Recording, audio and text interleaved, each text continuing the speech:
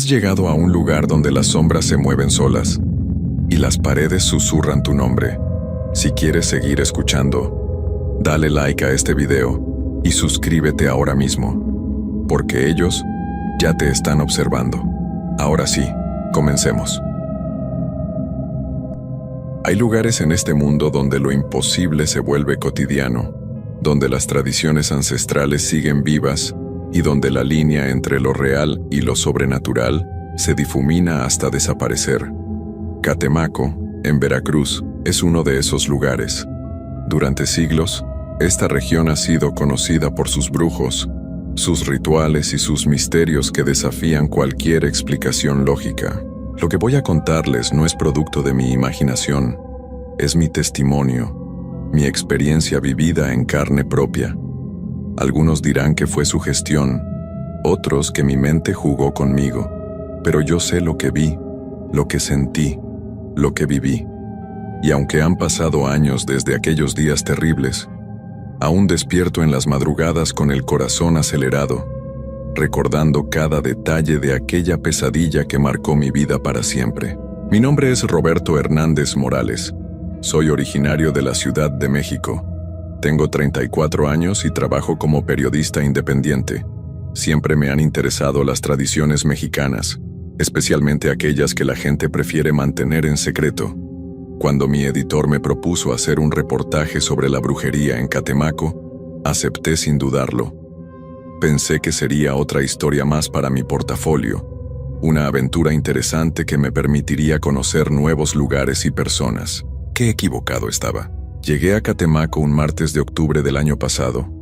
El pueblo se veía tranquilo bajo la luz dorada del atardecer, con sus casas de colores y sus calles empedradas que parecían sacadas de una postal. La laguna se extendía como un espejo oscuro, reflejando las nubes que se acumulaban en el horizonte. Todo parecía normal, pintoresco incluso. Me hospedé en un pequeño hotel del centro, regentado por una señora mayor llamada Esperanza. Era una mujer delgada, de cabello blanco recogido en un chongo, con ojos que parecían haber visto demasiado. Cuando le comenté el motivo de mi visita, su expresión cambió completamente. Se quedó en silencio por un momento, observándome con una intensidad que me incomodó. Luego, moviendo lentamente la cabeza, me dijo con voz apenas audible: «Joven, hay cosas que es mejor dejar en paz. Aquí en Catemaco, la brujería no es un juego ni un espectáculo para turistas. Es algo real, algo poderoso, algo que puede cambiar su vida de maneras que usted no imagina». Le agradecí su preocupación, pero le expliqué que era periodista y que mi trabajo era investigar este tipo de temas. Ella suspiró profundamente y me entregó las llaves de mi habitación. «Que Dios lo proteja», murmuró mientras se alejaba, persignándose 3 veces. Esa primera noche dormí tranquilo, aunque tuve sueños extraños. Soñé con figuras encapuchadas que danzaban alrededor de una fogata, con cánticos en un idioma que no pude entender. Desperté varias veces durante la madrugada, pero pensé que eran solo nervios por estar en un lugar nuevo. Al día siguiente comencé mi investigación. Caminé por las calles del pueblo, hablé con algunos comerciantes y traté de encontrar personas dispuestas a contarme sobre las tradiciones locales. La mayoría se mostraba reacia a hablar del tema. Cuando mencionaba la palabra brujería, las conversaciones se cortaban abruptamente y las personas encontraban excusas para alejarse de mí.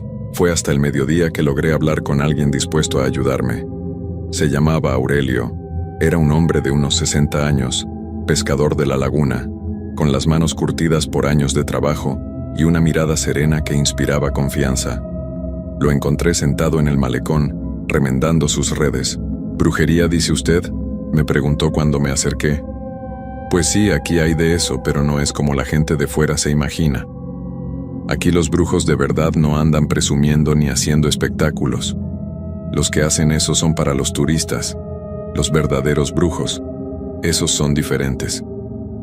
Aurelio me explicó que en Catemaco había 2 tipos de practicantes: los que se dedicaban al turismo, haciendo rituales llamativos para visitantes curiosos, y los verdaderos brujos, aquellos que habían heredado conocimientos ancestrales y que practicaban artes que venían de tiempos muy antiguos. Si usted quiere conocer de verdad lo que es la brujería aquí, me dijo bajando la voz, tiene que buscar a don Crescencio.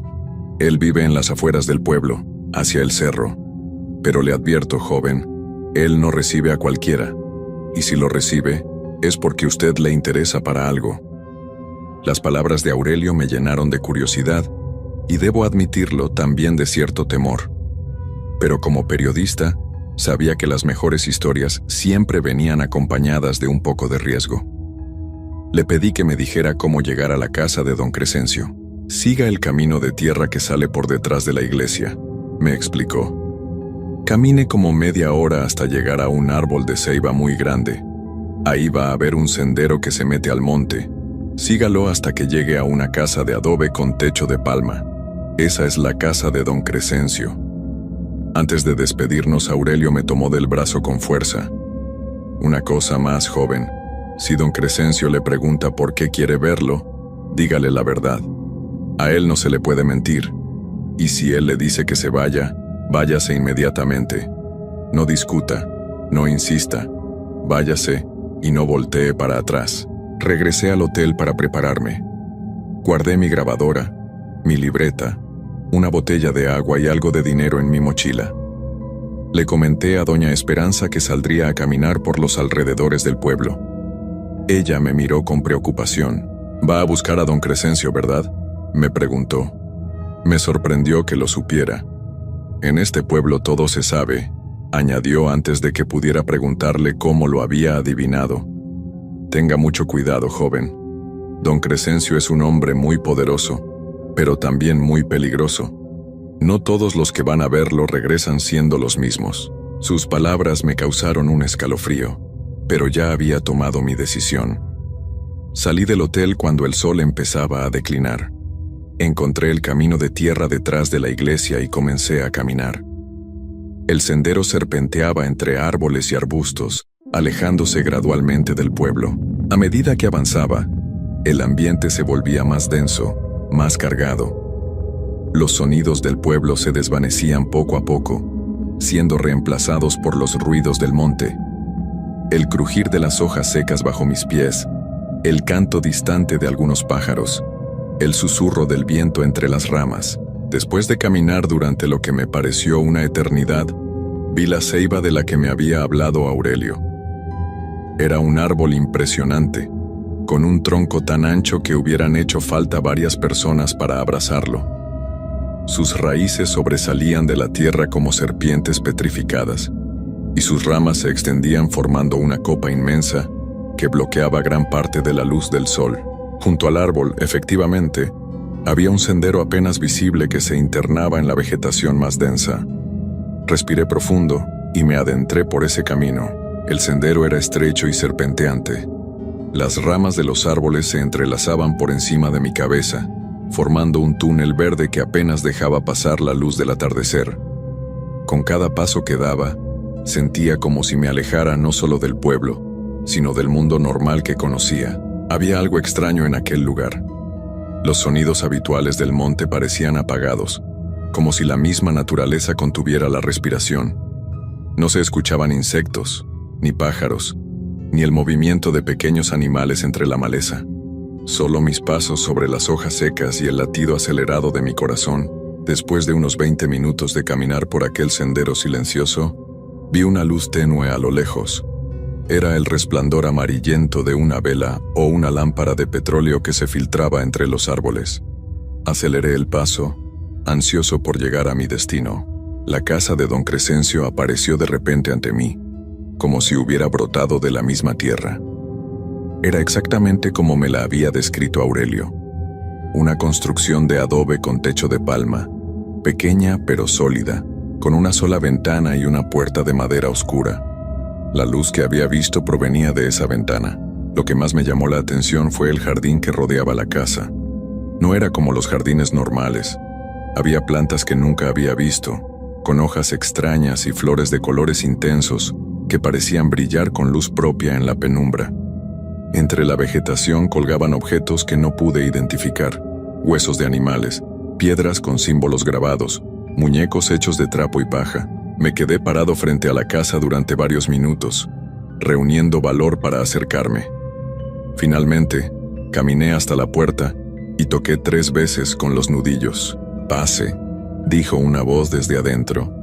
Era una voz profunda, ronca, que parecía venir de las profundidades de la tierra. Empujé la puerta, que se abrió con un crujido prolongado. El interior de la casa estaba iluminado por varias velas que proyectaban sombras danzantes en las paredes. El aire estaba cargado de humo de copal y otros aromas que no pude identificar, dulces y penetrantes a la vez. Don Crescencio estaba sentado en una silla de madera al fondo de la habitación. Era un hombre muy mayor, con la piel curtida como cuero viejo y el cabello completamente blanco que le llegaba hasta los hombros. Sus ojos eran lo más impresionante, pequeños y negros, pero con una intensidad que me hizo sentir como si pudiera ver directamente dentro de mi alma. «Usted es el periodista de la ciudad», me dijo sin que yo le hubiera contado nada. «Roberto Hernández Morales, 34 años, viene de México. Quiere escribir sobre nosotros». Me quedé sin palabras. No había manera de que supiera quién era yo o por qué estaba allí. Nadie en el pueblo sabía mi apellido completo ni mi edad exacta. ¿Cómo sabe usted eso?», logré preguntarle. Don Crescencio sonrió, pero su sonrisa no llegó a sus ojos. «Aquí sabemos muchas cosas, joven Roberto. La pregunta es, ¿está usted preparado para saber lo que quiere saber?». Me acerqué lentamente y me senté en una silla pequeña que había frente a él.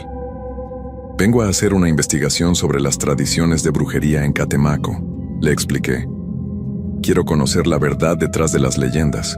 «¿La verdad?», repitió don Crescencio, y su voz sonó como el eco en una cueva profunda. «La verdad es peligrosa, joven. La verdad cambia a las personas. Una vez que uno conoce ciertos secretos, ya no puede volver a ser el mismo. ¿Está seguro de que eso es lo que quiere?». Asentí con la cabeza, aunque por dentro comenzaba a sentir una inquietud creciente.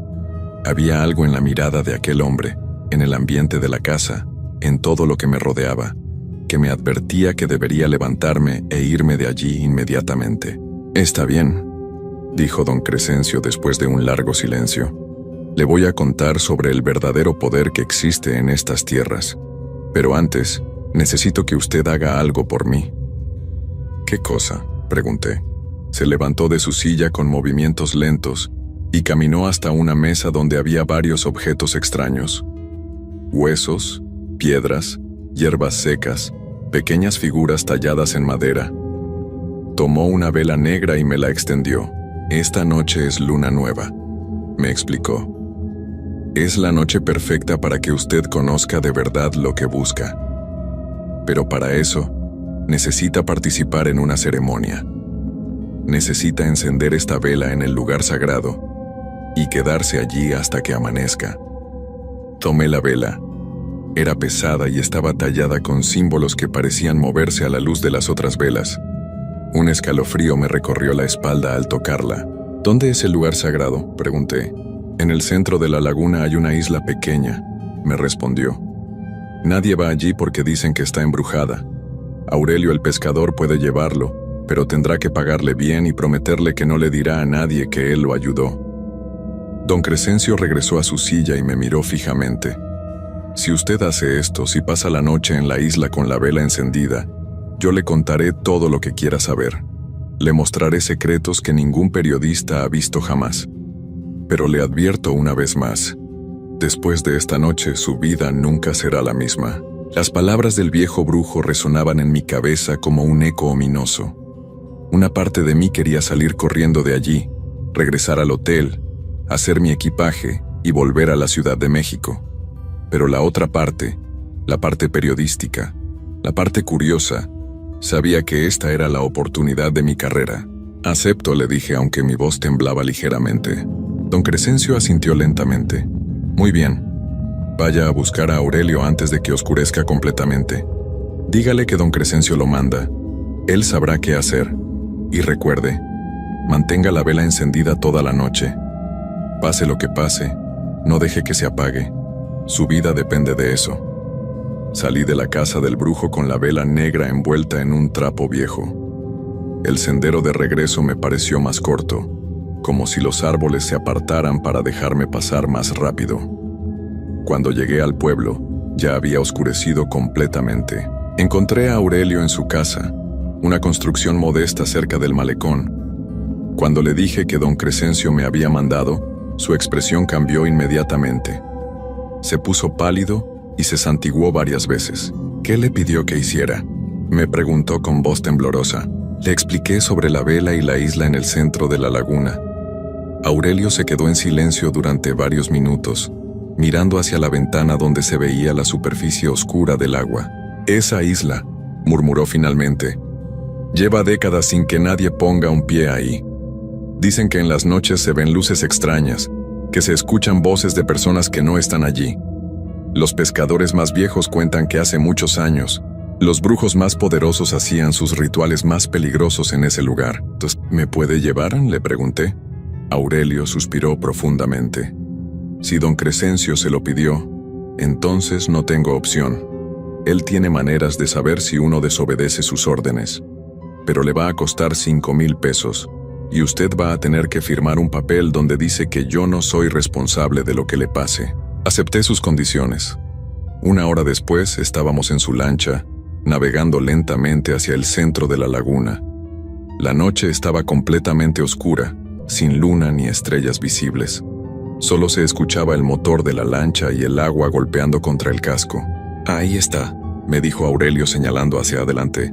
En la oscuridad pude distinguir la silueta de una pequeña isla, no más grande que una cancha de fútbol, cubierta de árboles y arbustos.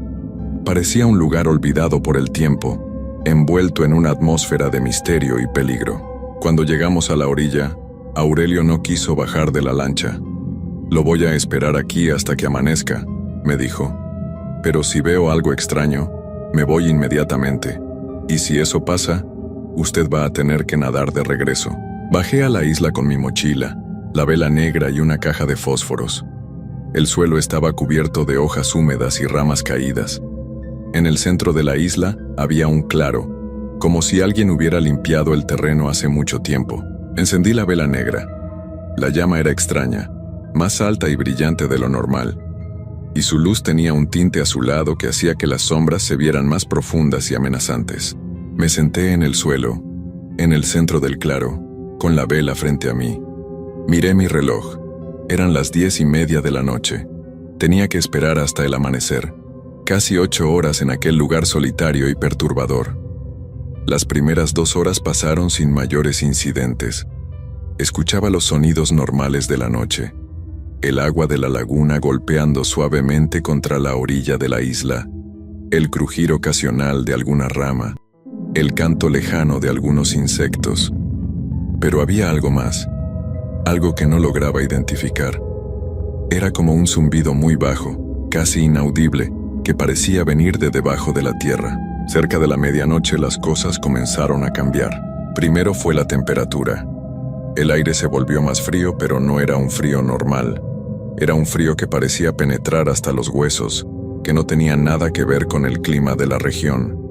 Mis dientes comenzaron a castañear y me abracé tratando de conservar el calor corporal.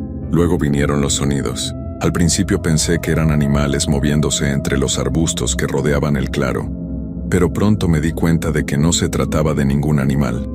Eran pasos humanos que caminaban lentamente alrededor de donde yo estaba sentado, manteniéndose siempre en la oscuridad, fuera del alcance de la luz de la vela. «¿Quién anda ahí?», grité hacia la oscuridad.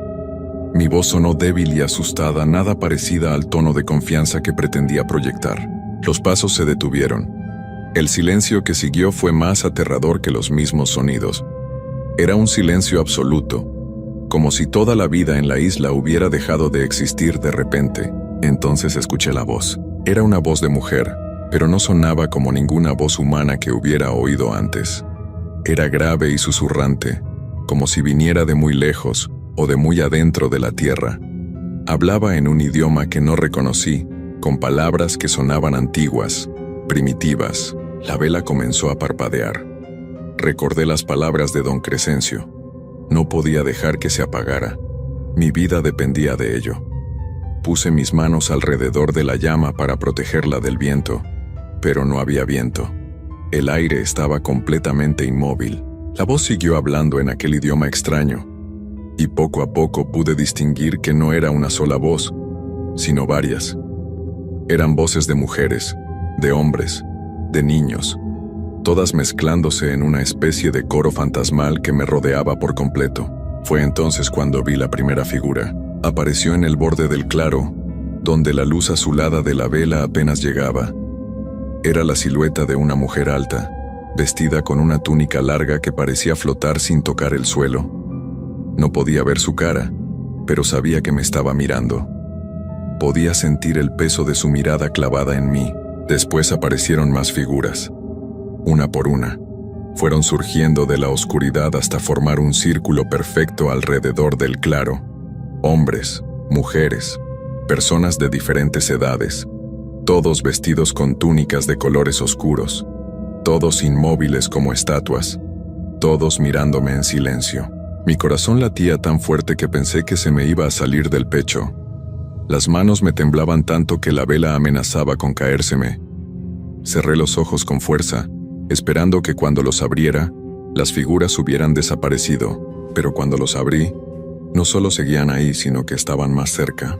Habían avanzado varios metros hacia el centro del claro, manteniendo su formación circular.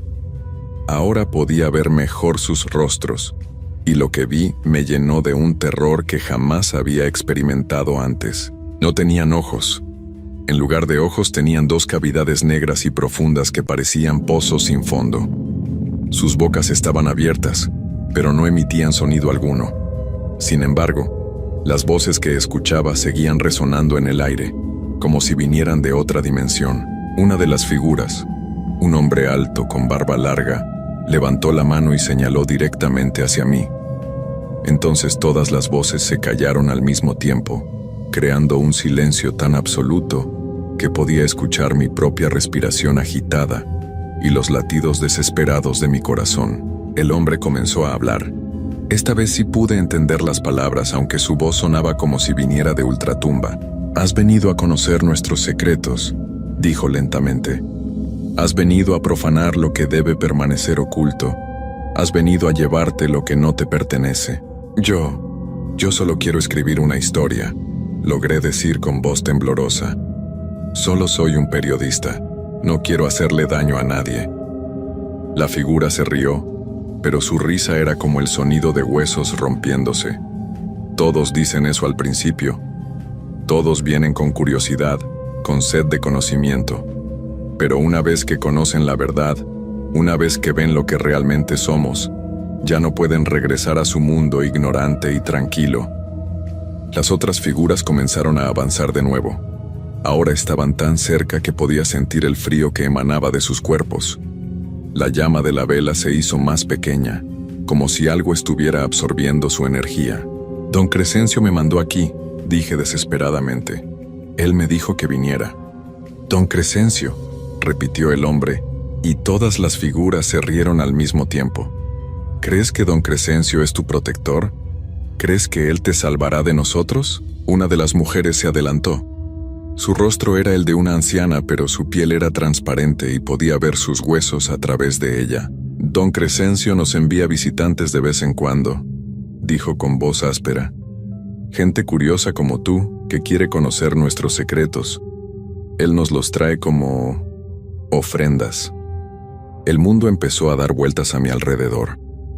Todo empezaba a tener sentido de la manera más horrible posible. Don Crescencio no me había enviado allí para mostrarme la verdad sobre la brujería. Me había enviado para alimentar a estas criaturas, para satisfacer sus necesidades con mi alma o mi energía vital. ¿Qué quieren de mí?», pregunté, aunque parte de mí no quería conocer la respuesta. «Tu esencia», respondió la anciana, «tu fuerza vital, tu capacidad de existir en el mundo de los vivos. Nosotros llevamos décadas, algunos siglos, atrapados entre los mundos. Necesitamos energía fresca para poder manifestarnos, para poder actuar en el mundo físico. Y tú», añadió el hombre barbado, «has venido voluntariamente. Has encendido la vela que nos permite tocarte. Has completado el ritual que te convierte en nuestro. La vela se hizo aún más pequeña. Me di cuenta de que con cada palabra que decían estas criaturas, la llama perdía intensidad. Pronto se apagaría por completo. Y entonces, no quería pensar en lo que pasaría entonces. «Esperen», grité. «Tienen que haber reglas, siempre hay reglas en estos casos. ¿Qué tengo que hacer para salir de aquí? ¿Cómo puedo liberarme?» Las figuras se quedaron en silencio, como si estuvieran consultando entre ellas telepáticamente.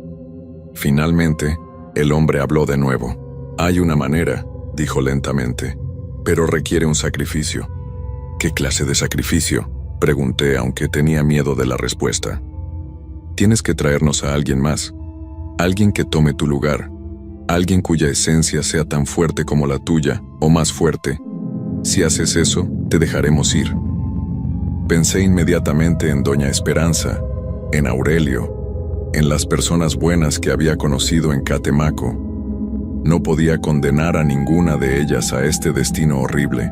«No», dije con toda la firmeza que pude reunir. «No voy a lastimar a nadie inocente. Prefiero quedarme aquí». «Qué noble», se burló la anciana. «Qué heroico, pero no entiendes. No tienes opción. Una vez que amanezca, si la vela sigue encendida, el ritual se completará de todas maneras. Tu alma quedará atrapada aquí con nosotros, pero tu cuerpo regresará al mundo como un cascarón vacío. Vivirás, pero no serás tú. Serás uno de nosotros, haciendo la voluntad de don Crescencio en el mundo de los vivos». La llama de la vela era ya apenas un punto diminuto de luz. Miré mi reloj. Faltaban menos de 2 horas para el amanecer. 2 horas para encontrar una salida que no existía. 2 horas antes de convertirme en algo que ya no sería humano. Las figuras comenzaron a caminar en círculo alrededor de mí, más y más rápido, hasta que se convirtieron en una espiral de sombras y túnicas que giraba vertiginosamente. Sus voces se alzaron de nuevo en aquel cántico incomprensible, pero ahora podía sentir el poder de sus palabras, como si cada sílaba fuera un clavo que se clavaba en mi alma. La vela parpadeó una vez más y supe que estaba a punto de apagarse para siempre.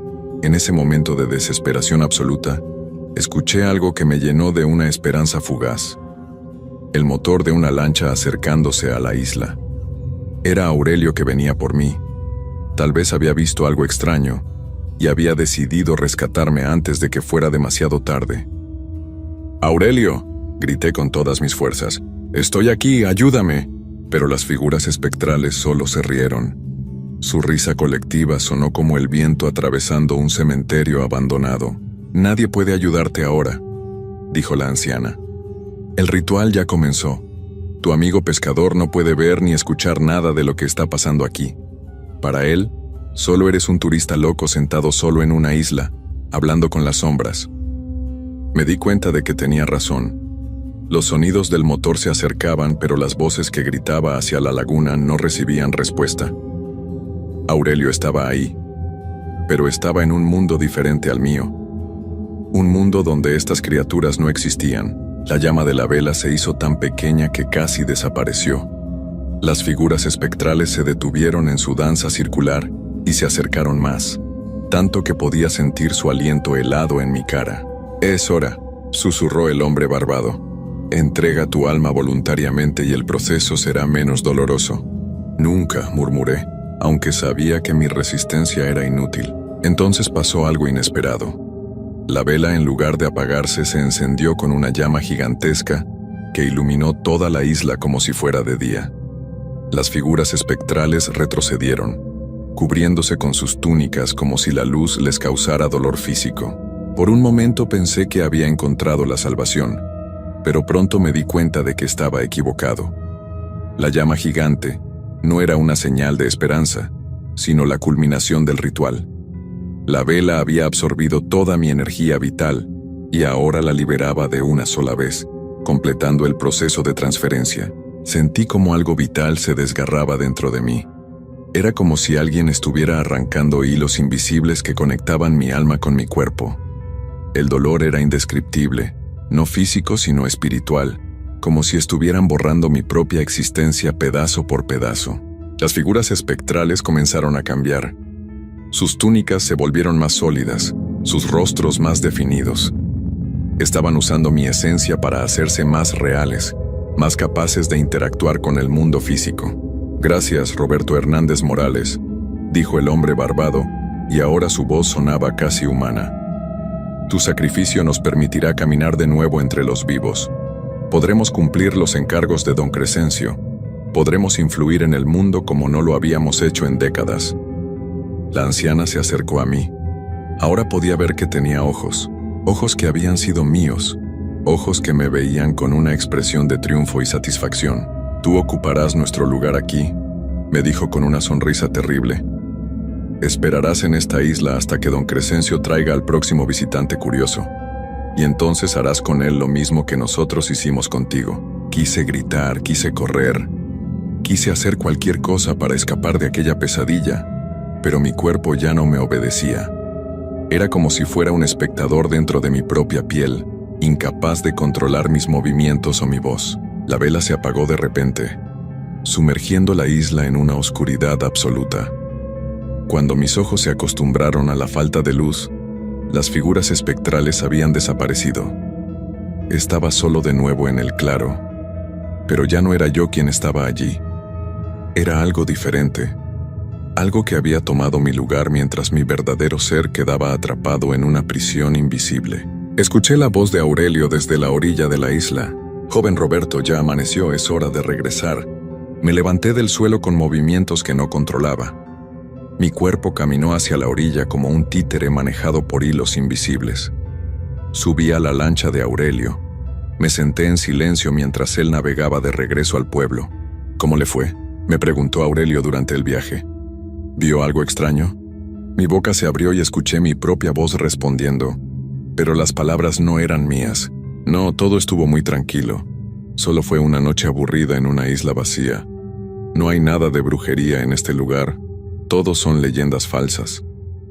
Aurelio me miró con extrañeza, probablemente porque mi tono de voz había cambiado, porque algo en mi expresión ya no era la misma. Pero no dijo nada más durante el resto del viaje. Cuando llegamos al pueblo, mi cuerpo se dirigió directamente al hotel. Doña Esperanza me recibió con una sonrisa de alivio. Qué bueno que regresó sano y salvo, me dijo. ¿Cómo le fue con don Crescencio? Muy bien, respondió mi voz sin que yo pudiera controlarla. Me enseñó muchas cosas interesantes. Ya tengo todo el material que necesito para mi reportaje. Doña Esperanza me miró fijamente durante varios segundos. Sus ojos se llenaron de una tristeza profunda, como si supiera exactamente lo que había pasado. Ya veo, murmuró finalmente. Bueno, espero que haya valido la pena. Mi cuerpo subió a la habitación, empacó mis cosas y pagó la cuenta. A las pocas horas estaba en un autobús rumbo a la Ciudad de México, pero yo no estaba realmente allí. Yo había quedado atrapado para siempre en aquella isla, esperando al próximo visitante curioso. Han pasado varios meses desde entonces. Mi cuerpo ha regresado a su vida normal en la ciudad, ha entregado artículos a diferentes revistas, ha seguido trabajando como si nada hubiera pasado. Pero las personas más cercanas a mí notan que algo ha cambiado. Dicen que ya no soy el mismo, que hay algo frío en mi mirada, algo ausente en mi sonrisa, y tienen razón. El Roberto que conocían se quedó en Catemaco para siempre. Ahora, mientras las criaturas que han tomado mi lugar escriben estas líneas usando mis manos, yo observo impotente desde mi prisión espiritual. Veo cómo han comenzado a usar mi identidad para atraer a más víctimas, para expandir la red de don Crescencio más allá de los límites de aquel pueblo maldito.